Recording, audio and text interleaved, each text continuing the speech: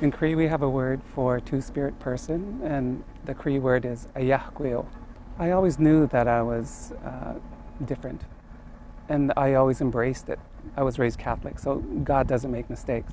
Once I knew what the words were, I said to myself, Dolan, you're gay, or Dolan, you're a fag.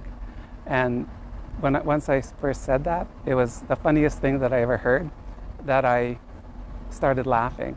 And then I started running. At the time, I thought I was running away from what I just said, but in retrospect, now years later, I know that I was running towards something, an uncertain future, but solid in the knowledge of who I was.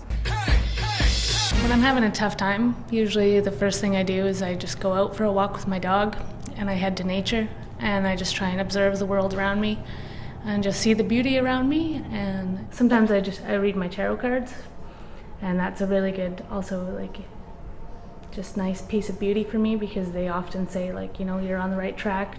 You do have to have a bit of faith that there's going to be bumps on the road, because that's how we learn. That's how we get to be stronger, better people. So there's always going to be challenges coming at you, whether you're 10, whether you're 20, 30, 40, 100. There's always going to be challenges, but we tackle those challenges, learn from them, and it gets better.